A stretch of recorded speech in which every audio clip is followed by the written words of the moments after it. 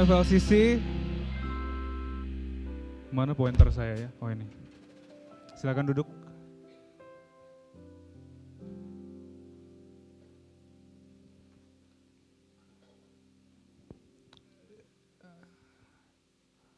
Ya, hari ini kita akan masuk ke dalam series yang baru. Judulnya ada di depan. Apa teman-teman? Financial Fails. Hari ini kita akan masuk ke series yang bahas pastinya tentang keuangan ya, karena udah ada nama financialnya di depan. Nah, sebelum kita masuk lebih lanjut, gue pengen kasih satu fun fact yang menurut gue cukup amazing gitu ya. Kalau kita lihat di Alkitab teman-teman, ada research yang bilang di Alkitab ayat-ayat yang bahas tentang iman penting nggak teman-teman? Penting ya, ada sekitar 500-an katanya. Ayat-ayat yang bahas tentang doa itu ada yang bisa tebak berapa kira-kira? 400-an. Katanya 500-an juga. Itu tentang doa. Doa penting nggak? Penting. Yang bahas tentang heaven and hell, salvation katanya, tentang surga dan neraka, itu ada sekitar 500 kurang bahkan. Yang bahas tentang kasih, kasih penting nggak? Penting ya, the greatest commandment, mengasihi Tuhan dan mengasihi sesama kita. Itu ada sekitar 700-an ayat. Teman-teman tahu nggak berapa banyak ayat di Alkitab yang bahas tentang keuangan, harta, pengelolaannya, dan sebagainya? Ada yang bisa tebak? 1.000, ada yang lain? 2.000, 2.500, ada lagi? Oke, jawabannya adalah 2.350 ayat di Alkitab yang bahas tentang keuangan. Jadi gue percaya topik keuangan ini sangat penting buat Tuhan, sehingga dia tuh tulisnya banyak. Kenapa banyak? Karena kemungkinan besar salah satu topik di mana manusia itu gampang terjatuh adalah tentang keuangan. Ya, makanya di November ini I'm very excited karena kita akan bahas financial fails atau financial mistakes yang bisa kita temukan di Alkitab. Mungkin selama ini kita bahas tentang keberhasilan, ya Daud menang lawan Goliat dan lain sebagainya. Tapi gue percaya kalau kita belajar tentang kegagalan di Alkitab pun kita bisa dapat wisdom di sana. Alright, jadi selama 5 minggu ini kita masing-masing minggunya akan belajar kesalahan dalam pengelolaan keuangan yang ada di Alkitab. Berapa banyak yang siap untuk mendengar kesalahan yang pertama hari ini? Kita berdoa dulu ya. Bapak, terima kasih buat hari ini. Kami mengucap syukur Tuhan, kami minta biarlah Kau yang urapi setiap kami. Kalau kami mau belajar tentang keuangan, berikan kami hikmat Tuhan untuk bisa mengerti apa isi hati Tuhan terhadap setiap kami dalam pengelolaan keuangan. Hanya di dalam nama Yesus kami berdoa. Amin. Cerita yang pertama hari ini berbicara tentang the rich fool. Ini adalah salah satu parable atau salah satu perumpamaan yang diceritakan sama Tuhan Yesus ya. Jadi ayatnya ada di Lukas 12 ayat ke-13 sampai 21. Bolehkah gue minta tolong kita baca bergantian, cewek dulu baru kemudian cowok. Ayatnya tidak ada di depan, jadi teman-teman boleh buka Alkitabnya masing-masing. Lukas 12 ayat yang ke-13 sampai 21. Atau mungkin kita bisa mulai dari 16 aja teman-teman ya. Karena awalnya diceritakan ada yang datang ke Yesus, habis itu tanya ke Yesus, Tuhan tolong kasih tahu saudara saya supaya bagi warisan buat saya. Terus Yesus bilang, kamu jangan tamak, hati-hati. Ya, jangan maruk kata Yesus. Kemudian ayat 16-nya mulai Yesus ceritain perumpamaan ini. Jadi boleh kita baca mulai dari ayat yang ke-16 aja. Dimulai dari yang perempuan dulu, kemudian yang ganjil nanti akan laki-laki. Udah ketemu semuanya? Oke, ayat 16, 1, 2, 3.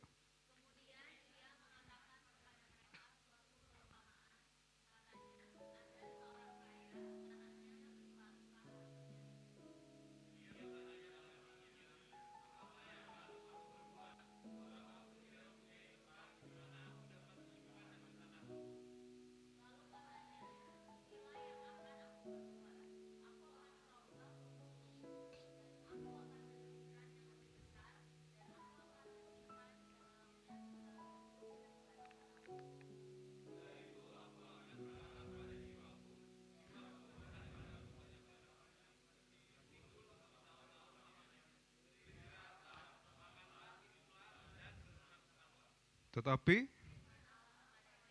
hai engkau, jiwamu akan diambil.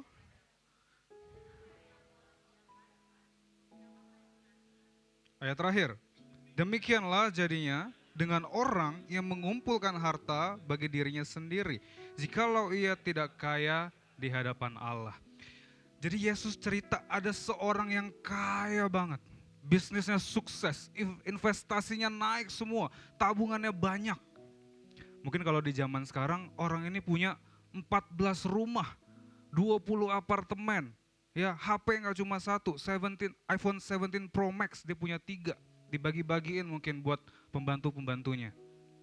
Portofolio kriptonya, sahamnya semuanya ijo-ijo. Sekilas kalau kita baca nggak ada yang salah. Emang salah jadi orang kaya? Enggak. Ya kan? Tapi kalau kita perhatikan lebih detail teman-teman, apa yang dikatakan sama orang kaya tadi? The rich fool said, my crops dalam bahasa Inggrisnya. Dia tadi kalau teman-teman perhatiin tadi yang kalian baca, dia bilang hasil panenku, my crops, lumbung-lumbungku, my barns, my surplus, hasil panen semua barang-barangku, my life kata dia. Dan aku akan pakai itu semua untuk makan-makan, untuk bersenang-senang. Jadi kesalahan financial yang pertama yang mau kita bahas selama bulan ini, dan menurut gue ini adalah yang pertama dan yang terbesar, pertama dan terutama adalah mempercayai bahwa semua yang kita punya itu adalah miliknya kita. The first and if I can say the biggest financial mistake is believing that we own everything. Kesalahan terbesar itu bukannya kamu gak punya duit, bukannya kamu gak bisa ngatur duit, bukannya kamu telat investasi. Well, itu semua penting, nanti di minggu-minggu depan kita bahas. Tapi yang paling penting adalah mempercayai, kalian punya conviction kalau semua yang kita pegang hari ini itu adalah miliknya kita. Orangnya tadi bilang my crops, my barns, my surplus, my life. Dengan kata lain orangnya bilang apa? This life is mine. Ini hidup gua. Ini uangnya gua. Ini hartanya gua. Kesuksesan ini milik gua. Dan gua akan pakai semuanya untuk apa? Kalau tadi dia bilang untuk makan-makan enak, untuk nyantai-nyantai di hari tuanya.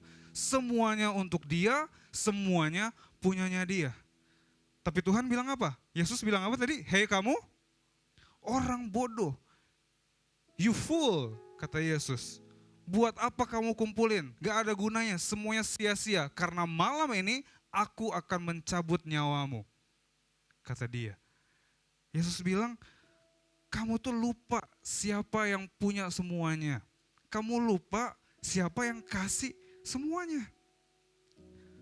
Kamu boleh plan yang baik untuk masa depanmu, tapi kamu lupa satu hal yang penting.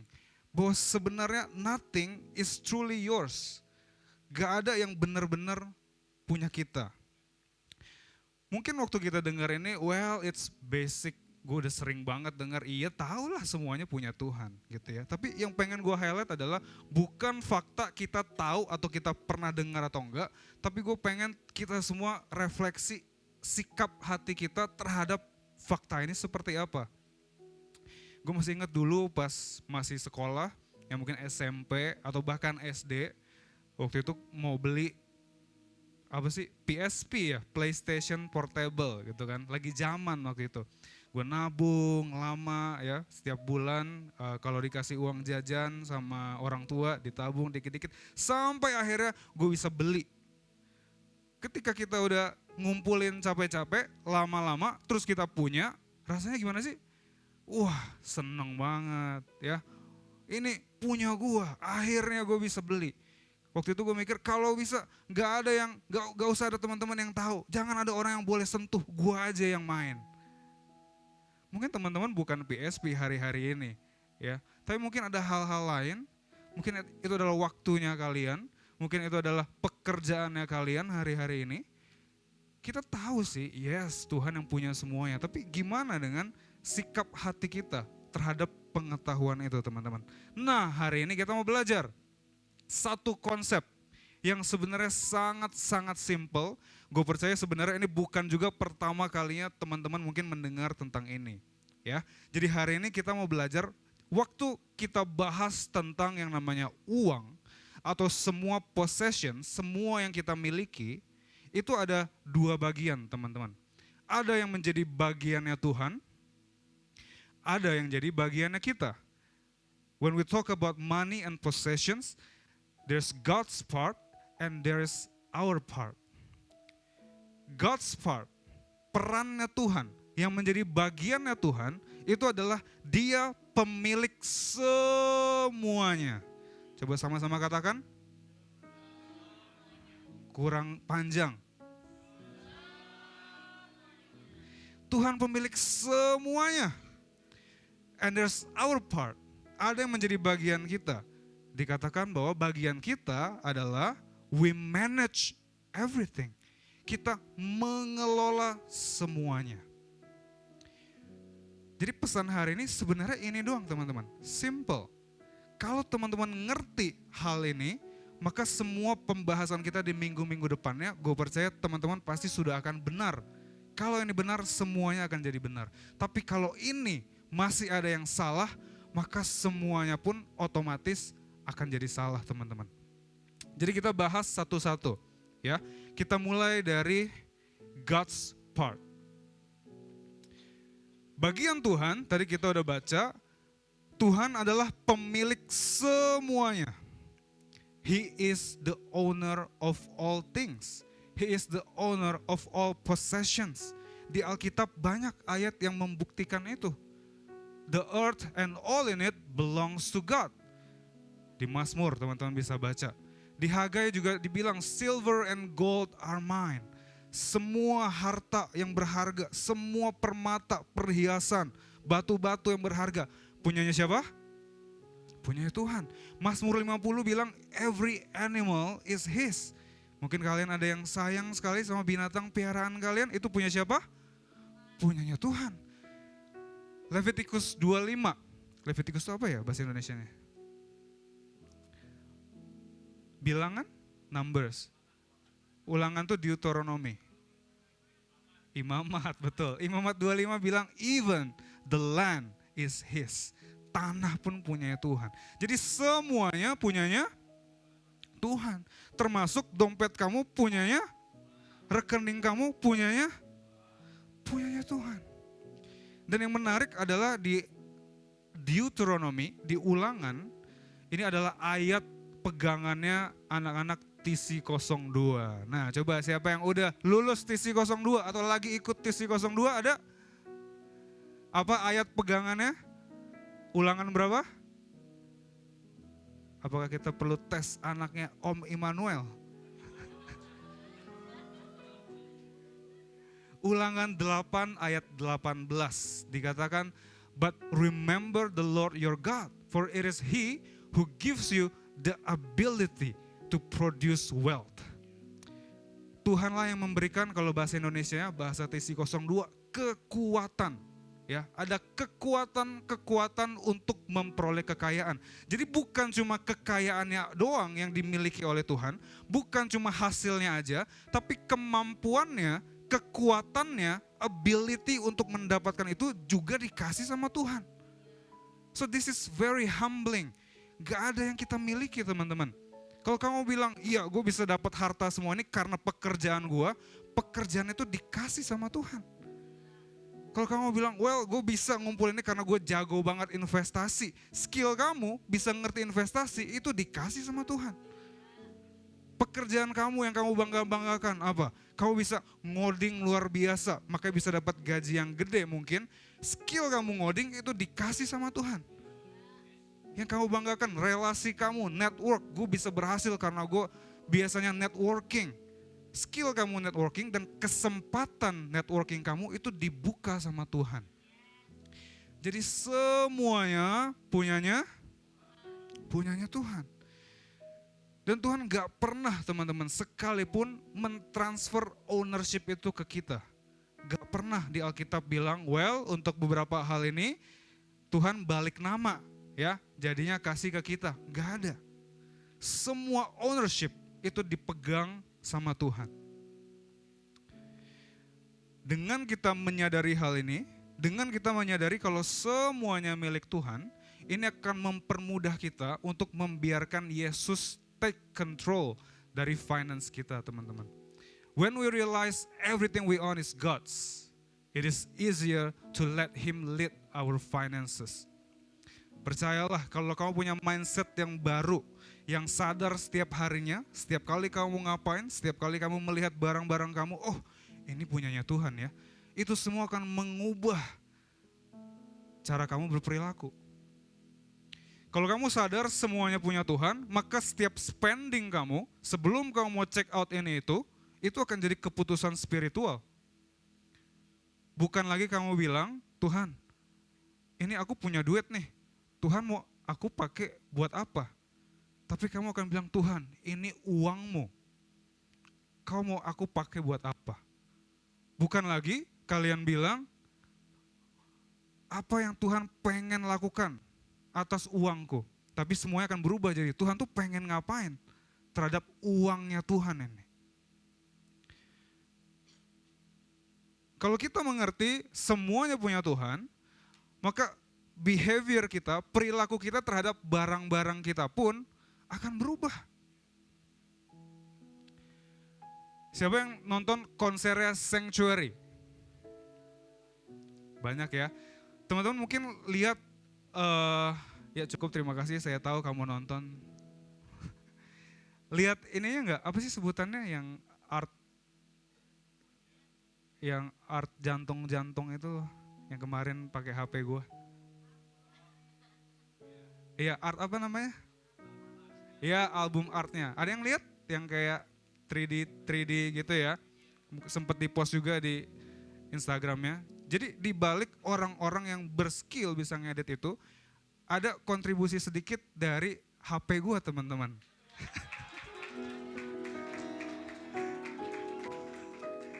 Walaupun gue ngapa-ngapain ya, cuma minjemin HP doang. Nah tapi yang pengen gue ceritain bukan itunya. Waktu itu Iksan minjem, gue baru ganti HP nih. Waktu itu. Bukan itu ya, bukan keren-keren ya. Gue kayak udah lama deh terakhir ganti HP itu, kalau nggak salah, gue pun udah lupa kapan gitu ya. Dan gue tuh nggak pernah beli HP kalau nggak salah di atas, waktu itu terakhir kayaknya di bawah 6 juta atau bahkan di bawah 5 juta. Yang terakhir gue pakai sebelum ini pun dapetnya gratis guys, gue dapet undian gitu loh. Jadi gue nggak pernah beli HP yang gue rasa nilainya cukup mahal gitu ya. Tapi waktu itu kebetulan karena ada uang yang bisa dipakai, jadi gue putuskan kayaknya boleh lah ya gue ganti HP gitu. Dan akhirnya gue ganti HP. Nah gak lama setelah itu Iksan minjem kan, Ger kita butuh nih buat syuting apa sih album artnya Sanctuary katanya. Nah dalam hati gue, ini gue boleh jujur gak di sini? Boleh ya? Boleh dong. Mungkin kalau teman-teman yang pernah dengar gue cerita juga, gue sering banget cerita di depan ya, kalau gue ini orang yang cukup sayang sekali dengan barang-barang gue. Jadi waktu Iksan mau minjem pada saat itu, dalam hati gue, ya walaupun di mulut gue bilang, ya boleh silakan. Dalam hati gue bilang, aduh apa nggak ada yang lain ya gitu. Apakah nggak ada yang bisa nih HP yang lain gitu. Enggak. Karena gue itu orang yang bawel sama hal-hal yang nggak penting sebenarnya. Gue tuh cukup concern sama gadget tech gitu ya. Gue tuh sampai mikir, aduh nanti kalau dipakai syuting kan lama tuh, gimana kalau panas lah, overheat lah, baterai gue nanti rusak lah, baru beli dan lain sebagainya. Bener, gue mikir kayak gitu. Terus juga kan waktu itu lagi pengen seharian kan di luar tuh. Jadi gue tuh orang yang males bawa charger. Gue mikir, pokoknya gue selalu keluar dari rumah itu kondisi yang prima, full. Ya kalau enggak 85%. Gue pakai seharian tidur, baru nanti besoknya ngecas lagi. Jadi gue pikir waktu itu, aduh ribet nih nanti kalau dipinjem. Pastikan baterainya habis, gue harus ngecas lagi di tengah-tengah aktivitas gue di hari itu. Untung bukan HP-nya.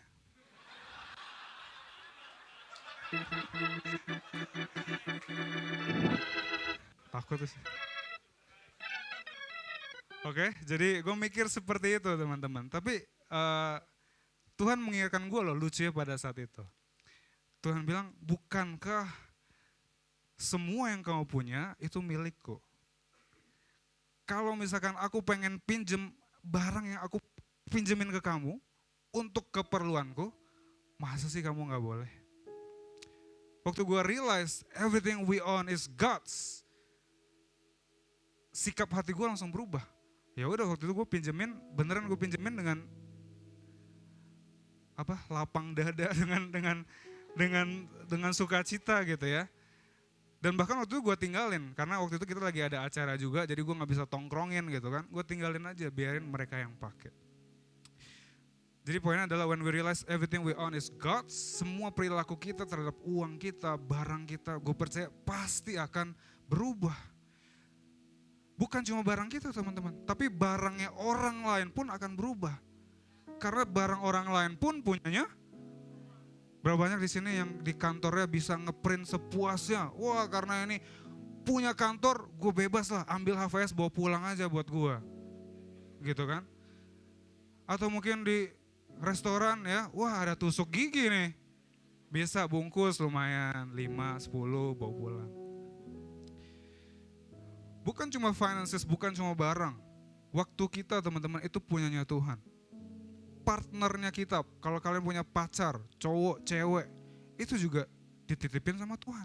Kalau kamu tahu mereka adalah punya Tuhan, gue percaya kamu gak akan pernah berani macem-macem sama mereka. Oke? Dan kadang-kadang Tuhan itu suka menguji kita untuk meminta hal-hal yang kita anggap precious. Hal-hal yang kita anggap penting ya, contohnya kayak waktu itu ya, HP gue anggap penting buat gue, precious. Contohnya Abraham. Abraham udah lama menantikan seorang anak.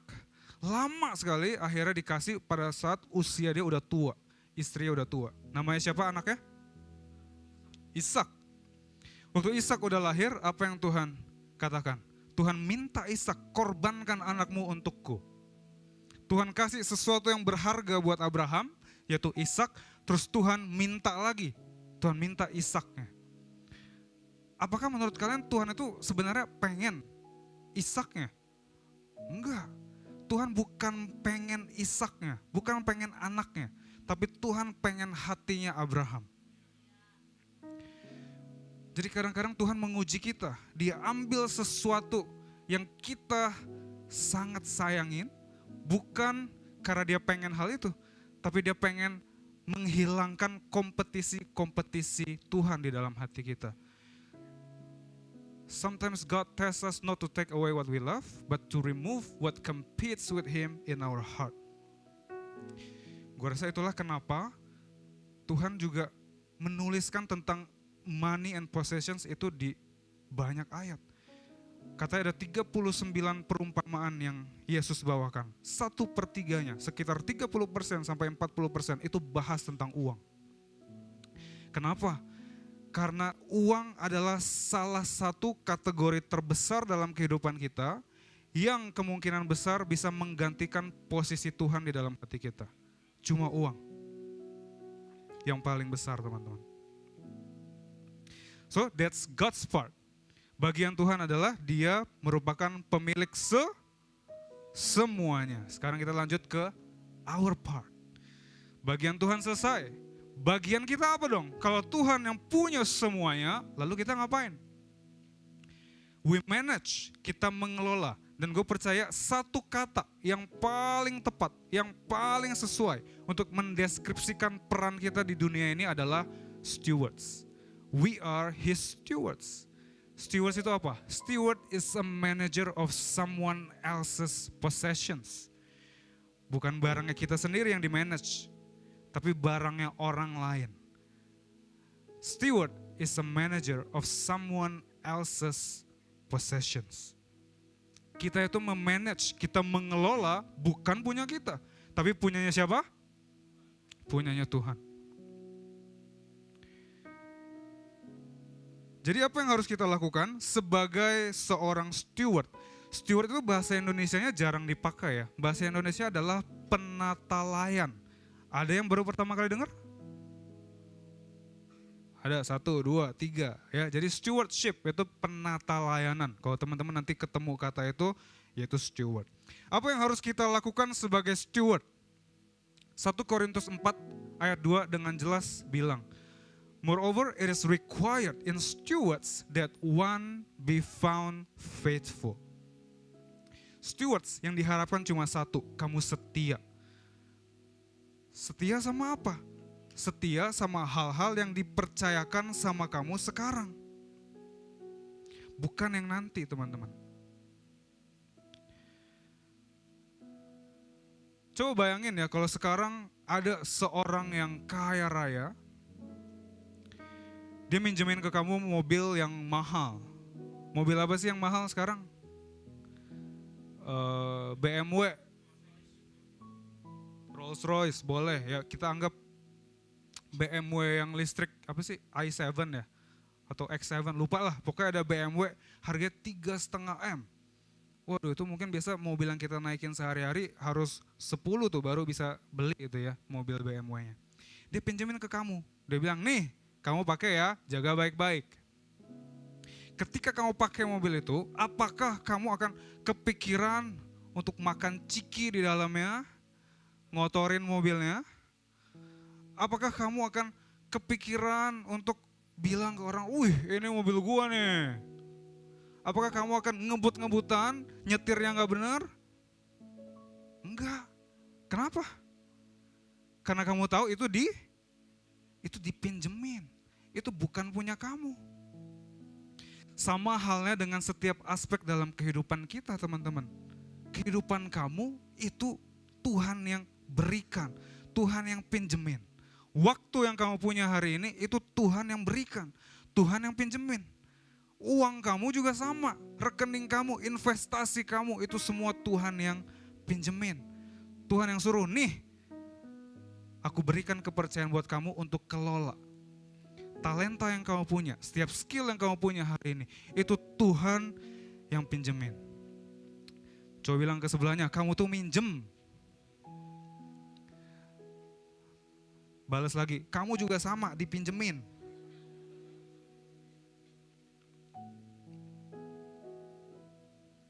So we don't own, but we steward. Kita enggak memiliki, tapi kita mengelola, teman-teman. Tuhan minta kita untuk setia sama apa yang kita punya hari ini. Sama apa yang ada di tangan kita, bukan yang nanti. Masalahnya banyak orang yang minta lebih. Tuhan nanti deh kalau aku udah punya A, B, C, D, barulah aku kelola, barulah aku kasih buat Tuhan. Kalau teman-teman lihat di perumpamaan 5 talenta dan 2 talenta, mereka berdua sama-sama berhasil untuk melipat gandakan apa yang dipercayakan sama mereka. Betul ya? Yang 2 melipat gandakan jadi 4, yang 5 jadi 10. Kalau teman-teman perhatikan di ayatnya nanti, Tuhan itu memberikan rewards yang sama. Kepada yang 5 talenta jadi 10, Tuhan bilang well done. Kepada yang 2 jadi 4, Tuhan juga bilang well done. Jadi gak ada yang dipuji lebih karena jumlahnya lebih. Semuanya sama. Tuhan gak bilang oke, karena kamu 5 jadi 10, kamu excellent, A+. Kamu yang 2 jadi 4, nilai kamu cuma 4. Kamu oke lah, cukup well done, B+ aja. Enggak. Semuanya dapat reward yang sama. Kenapa? Karena Tuhan itu menghargai kesetiaan, bukan angkanya, teman-teman.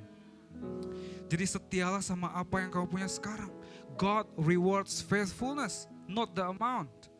Kalau kamu gak setia sama 100.000 yang ada di dompet kamu sekarang, jangan mimpi kamu dapat 100 juta. Kalau nanti kamu udah punya 100 juta dan kamu gak setia, jangan ngarep kamu dikasih 10 miliar atau bahkan lebih.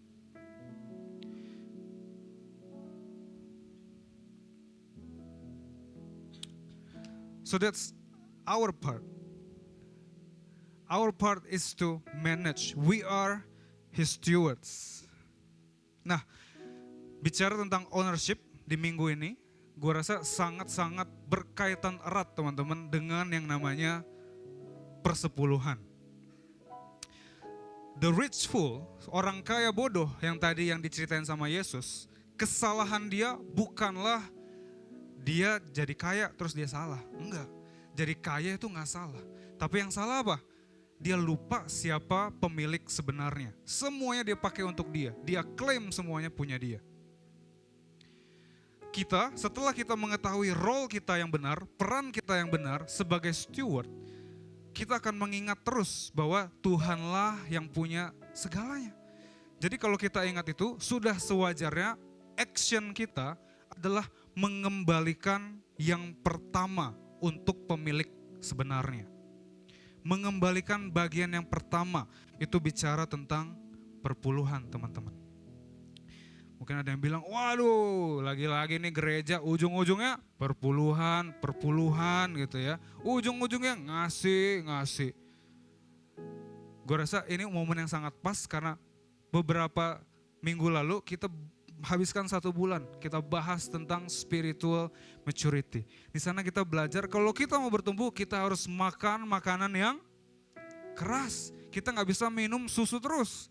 Topik ini mungkin keras buat kebanyakan orang atau bahkan mungkin buat semua orang ya, karena pastinya lebih enak untuk menerima daripada kita disuruh memberi ya. Tapi karena semuanya di sini pengen bertumbuh, maka kita mau makan makanan yang keras hari ini. Boleh? Kita bahas perpuluhan ya. Ada 3 tujuan Tuhan atas persepuluhan.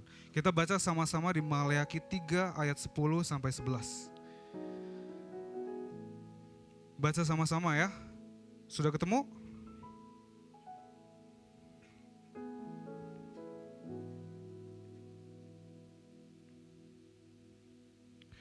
Yang sudah ketemu katakan amin. 1 ayat 10 ya. 1, 2, 3. Bawalah supaya ada persediaan makanan. Dan ujilah aku, firman Tuhan semesta alam, mencurahkan berkat. Ayat 11. Belalang pelahap.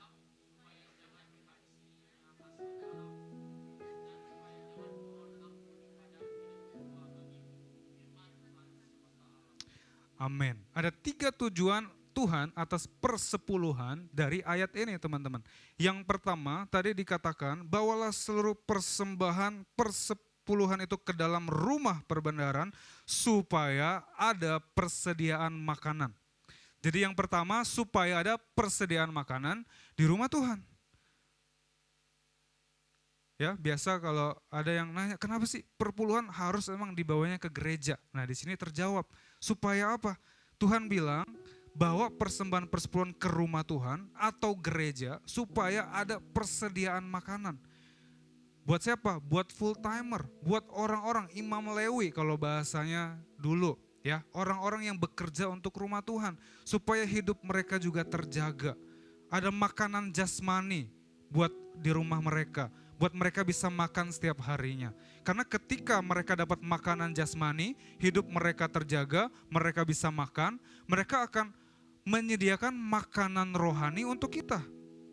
Karena kalau mereka gak bisa makan, siapa yang bekerja buat gereja? Siapa yang nyediain tempat yang terbaik buat kita bisa menerima makanan rohani di hari Minggu? Supaya ada persediaan makanan di rumah Tuhan tuh bicara tentang makanan jasmani dan juga makanan rohani untuk kita bisa mengalami terobosan. Yang mengerti katakan amin. Yang kedua tadi Tuhan katakan, ujilah aku, firman Tuhan semesta alam. Apakah aku tidak membukakan bagimu tingkap-tingkap langit dan mencurahkan berkat kepadamu sampai berkelimpahan. Tujuan Tuhan yang kedua adalah untuk membuka pintu sorga dan berkat dicurahkan. Ini janji Tuhan loh. Bukan Gary yang bilang bahwa persepuluhan maka kamu akan diberkati. Tapi dari yang kita baca, Tuhan bilang ujilah aku, test me. Wah, kapan lagi Tuhan menantang kita? Kalau teman-teman baca di Alkitab jarang sekali, atau bahkan mungkin ini adalah satu-satunya ayat yang Tuhan bilang ujilah aku, test me. Apakah aku tidak akan membukakan tingkap-tingkap langit? Jadi Tuhan berjanji kalau kita bawa persembahan persepuluhan, maka Tuhan akan mencurahkan berkat. Mungkin teman-teman sering dengar ceritanya Pastor Wiryo ya, Om Wiryo, gembala kita mengenai RIS Hospital.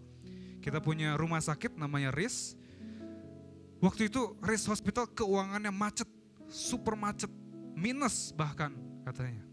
Kemudian singkat cerita, Om Wiryo diingetin sama Tuhan.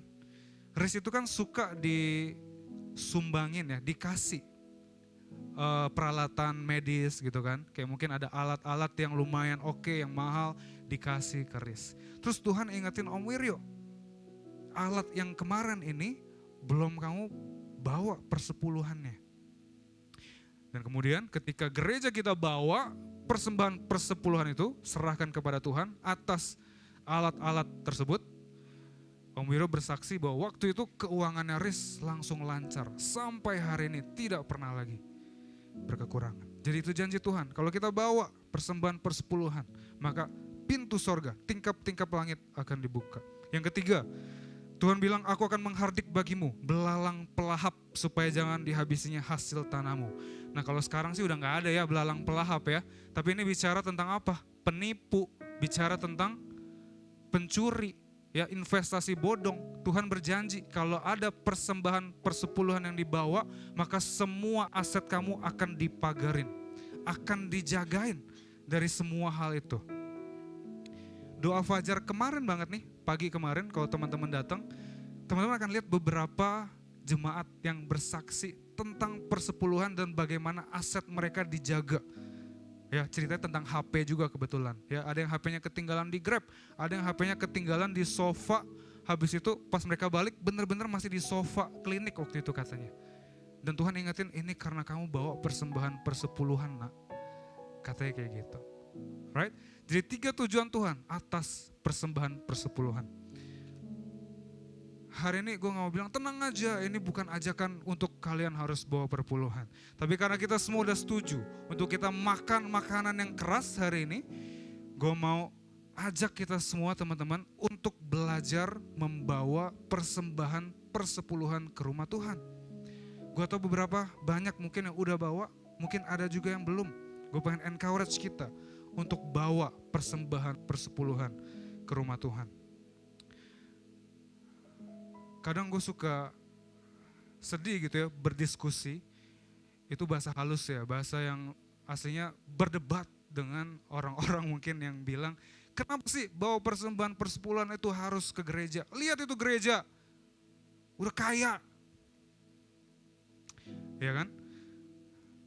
Tapi gue pengen coba ceritain satu parable yang menolong gue pada saat itu gitu ya. Coba teman-teman bayangin sekarang, semuanya bayangin. Ada seorang yang kaya raya lagi, ya anggaplah orang yang tadi minjemin kalian BMW. Terus sekarang dia ajak kalian untuk berbisnis bareng. Dia buka satu toko. Toko apa enaknya ya? Ya kafe lah, kafe. Ya, modalnya semua dia modalin. 100% dia keluarin. Beli sewa ruko, beli meja, beli alat kopi, beli kopinya, semuanya. Operasional dia bayarin semua. Kamu gak keluarin apa-apa. Tapi dia bilang, kamu tolong ya manage coffee shop ini, cafe ini, kamu yang atur. Nanti akhir bulan, setiap akhir bulan, kita bagi revenue. Kamu dapat 50%, aku dapat 50%. Masih oke gak? Oke banget loh. Kamu keluarnya berapa tadi? 0. Dia 100%. Terus dia cuma bilang kamu manage, kamu atur. Tapi nanti di akhir bulan kita bagi 50-50. Nah, ketika udah akhir bulan, udah jalan, udah ada revenue, hasil yang datang 500 juta, 200 juta gitu ya. Kamu bawa, kamu bagi berapa tadi? Bagi 2 ya, 50%-nya dia udah bilang. Buat siapa? Buat dia, 50% lagi buat kamu. Waktu kamu bawa ke tempat dia, kamu lihat rumahnya, waduh, udah gede banget nih. Rumah gua aja kayaknya sama toilet dia lebih gede toilet dia. Udahlah, gak jadilah. Muter balik aja, semuanya mendingan buat gua aja. Apakah kamu berpikir seperti itu? Atau waktu kamu lihat, wah mobilnya ada 15. Gue belum punya mobil aja, gue hujan-hujanan nih nganterin duitnya. Mending 50% ini gue tabung lagi supaya gue bisa beli mobil. Apakah kalian akan berpikir seperti itu? Atau kalian lagi, waduh dia tiap hari makanannya mewah. Itu panti asuhan di ujung sana, makan aja susah. Mendingan 50% ini gue bawa ke panti asuhan, panti jompo. Apakah kalian bisa berpikir seperti itu? Kenapa? Kenapa enggak? Rumah dia udah bagus, dia udah berkelimpahan. Kenapa enggak berpikir seperti itu? Karena aslinya uang itu semua punyanya siapa? Punyanya dia. Persepuluhan pun case-nya gue rasa mirip. Tapi bedanya apa? Tuhan cuma minta 10%-nya aja untuk kembalikan ke rumahnya. Tuhan punya 100%, kita punya berapa? Aduh susah. 0. Semuanya punya Tuhan. Tuhan bilang bawalah 10%-nya ke rumahku. 90%-nya boleh kamu kelola. Tapi 10% aja kamu bawa ke rumahku. Jadi teman-teman, kalau kita lihat orang yang mungkin orang-orang di luar yang sulit untuk membawa persembahan persepuluhan, kalau kita tanya, kalau kita korek-korek terus, gue percaya alasannya cuma satu. Root cause-nya cuma satu. It's not about the money, it's an ownership issue. Mereka merasa kalau duit mereka itu punyanya mereka sendiri. Tapi kalau kita sadar semuanya itu punya Tuhan, 100% sebenarnya punya Tuhan, maka kita gak akan mikir dua kali untuk kita kasih persembahan persepuluhan itu ke gereja. Kenapa? Karena Tuhan yang perintahkan, bawalah persembahan persepuluhan ke rumah Tuhan. Itu perintah dia, karena itu punya dia sebagai faithful steward, sebagai penata layan, manager yang baik untuk Tuhan, pasti kita gak akan punya masalah.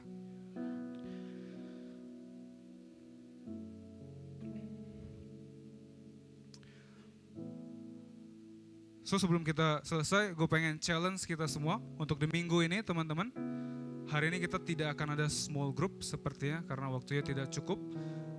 Tapi selama 1 minggu ini gue pengen kita tetap beraktivitas di dalam small group masing-masing ya. Mungkin lewat WhatsApp group atau kalau nanti kalian ada carousel, kalian bisa bahas hal ini. Dan hal ini sangat penting. So buat small group leaders, gue juga minta tolong untuk bisa track 2 hal ini. Yang pertama adalah what's one thing in your life you've been saying mine that you need to start saying God's. Apa sih hal yang selama ini kayaknya sulit deh kita kasih buat Tuhan. Tapi kita mau belajar kasih. Dan bukan cuma ditanya, tapi ada actionnya. Surrender it to God. Serahkan sama Tuhan. Kalau dulu gue sama teman-teman gue ada kelas financial gitu ya. Kita diminta untuk bikin namanya quit claim deed, akta peralihan harta, gitu ya. Jadi di situ ditulisnya saya yang bertanda tangan di bawah ini, gitu kan. Dengan ini saya menyatakan untuk mentransfer ownership berikut untuk Tuhan. Jadi kita tulis pekerjaan kita tulis mobil kita, handphone kita, laptop kita, partner kita, pacar kita mungkin sekalipun, keluarga kita. I transfer this ownership to God. Kalau selama ini aku mungkin mikir, ini punya aku. Tapi hari ini aku mau claim, itu adalah punyanya Tuhan. Aku serahkan untuk Tuhan. Kalau kalian mau bikin silahkan, kalau itu membantu. Ya, tapi hal ini gak bisa kita lakukan cuma sekali. Harus setiap hari kita latih.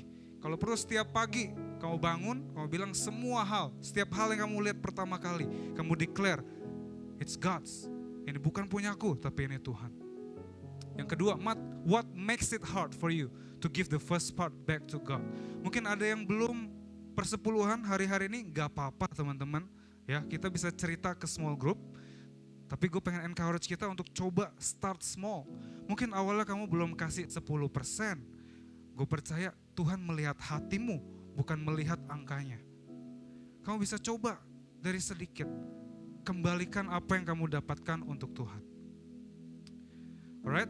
Gue pengen tutup dengan satu ilustrasi yang cepat teman-teman, yang singkat. Konon katanya, waktu di zaman perang salib dulu, ya, perang salib itu jadi tahu ya, Kristen perang sama agama lain gitu. Nah setiap prajurit yang perang untuk agama Kristen itu diwajibkan untuk kan dibaptis dulu. Karena kan ini perang agama ya, jadi wajib dibaptis dulu.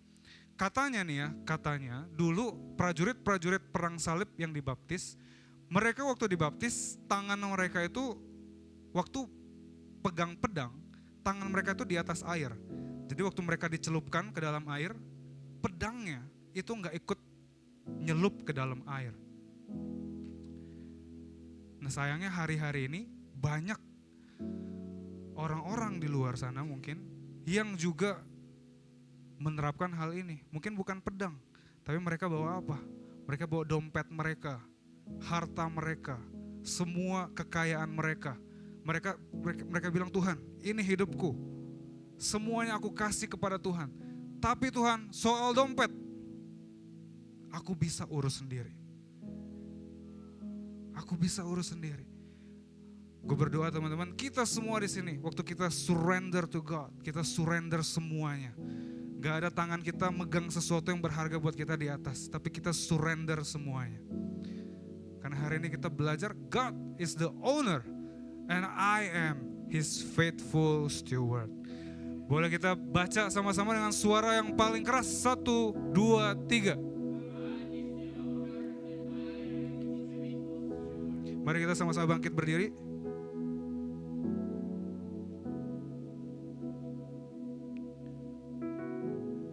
Kita berdoa ya. Bapak terima kasih untuk firman-Mu hari ini. Ini kami Tuhan anak-anak-Mu. Kami belajar untuk bisa menjadi faithful steward, pengelola atas apa yang sudah Tuhan percayakan kepada kami. Hari ini kami serahkan Tuhan setiap hal yang masih kami pegang dengan erat. Kami serahkan hidup kami serahkan harta kami serahkan uang kami serahkan semua hal yang selama ini kami belum serahkan kepada Tuhan. Dan kami percaya ketika kami belajar, bisa punya mindset yang benar bahwa semuanya adalah miliknya Tuhan, maka kami bisa punya relationship yang lebih dekat dengan Tuhan. Kami bisa melihat hal-hal yang baru, sikap hati kami berubah, dan hidup kami bisa lebih bebas dari sebelumnya. Terima kasih Bapak, kami serahkan sepanjang hari ini hanya ke dalam tangan Tuhan. Kami siap untuk menerima perjamuan.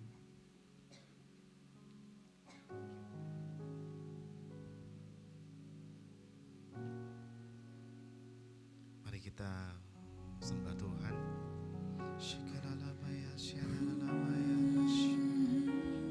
Engkau hadir di sini Tuhan. Kami tahu Engkau hadir. Mari sembah ya.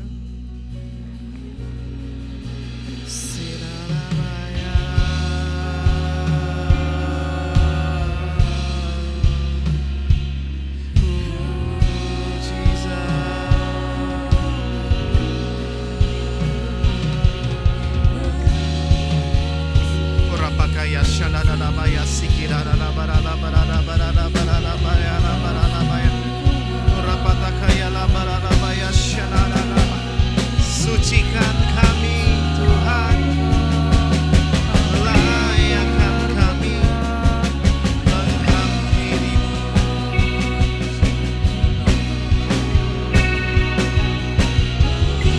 Rapakaya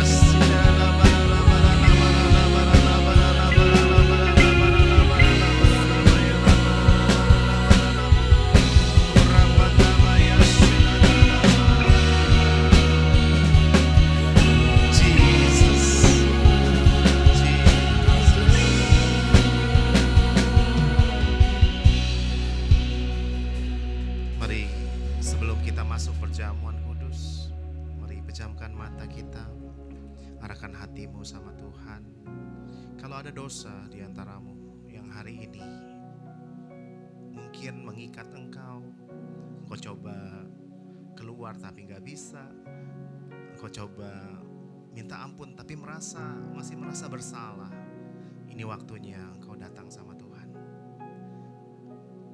Dia yang mengasihi engkau sudah datang. Dia yang mengasihi engkau akan membebaskanmu hari ini. Terima kasih Tuhan. Ampuni kami Tuhan. Sucikan kami ya Tuhan.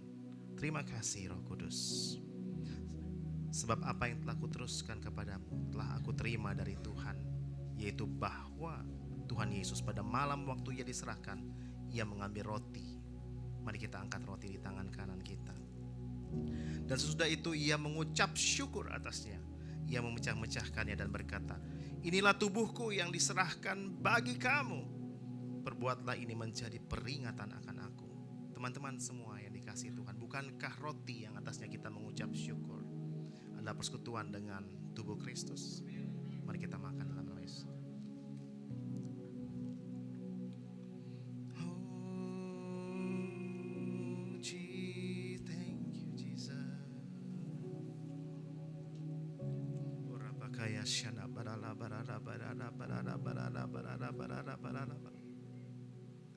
Demikian juga ia mengambil cawan sesudah makan, lalu ia berkata, cawan ini adalah perjanjian baru yang dimeteraikan oleh darahku. Mari kita angkat roti di atas tangan kanan kita. Perbuatlah ini setiap kali kamu meminumnya, menjadi peringatan akan aku. Teman-teman semua yang dikasihi, bukankah roti, bukankah anggur yang atasnya kita mengucap syukur atasnya adalah persekutuan dengan darah Kristus? Mari kita minum dalam nama Yesus. Mari angkat pujianku, buka hati, rohmu yang hidup. Sama-sama yuk kita serahkan hidup kita sama Tuhan. Taruh tanganmu di dada, arahkan hatimu sama Tuhan. Oh Jesus, hati untuk jamahanmu berserah penuh di hadiratmu. ambil alih Tuhan. Ambil alih seluruh hidupku Di altarmu, menyembah. sama-sama yuk.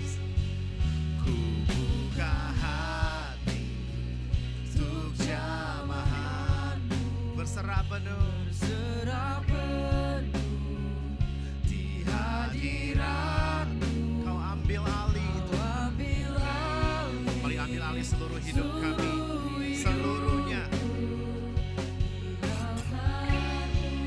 menyembahmu.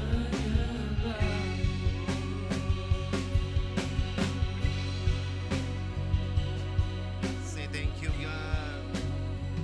Rapakaya shanara barara barara barara barara barara barara barara. Jesus, Jesus. Terima kasih buat apa yang telah Tuhan kerjakan dalam hidup kami. Terima kasih buat apa yang telah Tuhan nyatakan dalam hidup kami. Terima kasih buat pengampunan. Terima kasih buat segala berkat. Terima kasih buat segala penyertaan. Terima kasih buat segala kasih-Mu yang membalut kami. Terima kasih buat pengampunan-Mu yang menyucikan kami. Dan pada pagi ini Tuhan, hidup kami milik Tuhan. Seluruhnya Tuhan, milik Tuhan. Terima kasih Tuhan. Orapakaya syananama. Kami mau menerima janji Tuhan. Enggak setengah-setengah kami berikan, tapi seluruhnya. Seluruh hidup kami, uang kami, segala kehidupan kami untuk Tuhan. Orapakaya syanabara-bara-bara-bara-bara-bara. Orapakara-bara-bara. Urapi kami, kasihi kami Tuhan. Orapakaya syanabara-bara. Orapakara-bara-bara syanabara-bara-bara-bara. Orapakara. Oh Jesus, kami bersyukur atas kasih-Mu. Orapa. Terima kasih Tuhan. Terima kasih. Masa muda kami berikan sama Tuhan, menjadi persembahan yang sejati. Terima kasih Roh Kudus. Mari angkat kedua tanganmu dan terimalah berkat. Biarlah berkat dari Allah Bapa, kasih setia dari Tuhan Yesus Kristus dalam persekutuan yang manis dari Roh Kudus turun ke atas hidupmu mulai hari ini sampai Tuhan Yesus datang kali kedua menjemput kita di awan-awan. Yang percaya sama-sama katakan amin.